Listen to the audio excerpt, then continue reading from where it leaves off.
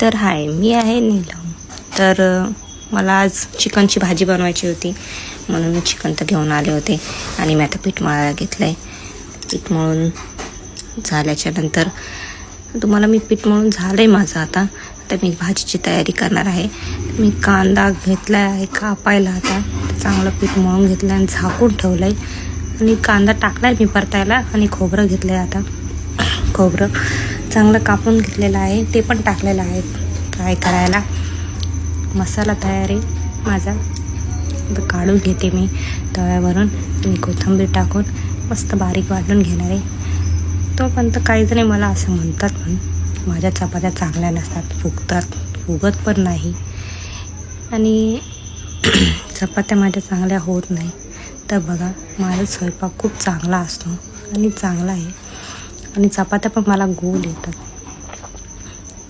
त्यामुळे माझ्या जेवणाला पहिले लोक खूप नावं ठेवायचे. आता माझ्या लग्नाच्या आधी मला काही स्वयंपाक येत नव्हता.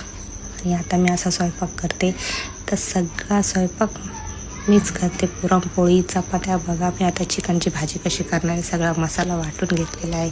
चिकन आधी तेलामध्ये फ्राय करून घेते आणि मग मसाला मस्त फ्राय करून घेते. त्याच्यामध्ये सगळे हळद, मीठ, जिरं आणि लाल तिखट मसाला, धने पावडर, जिरे पावडर आणि मीठ टाकून सगळं मस्त चिकन माझं तयार आहे.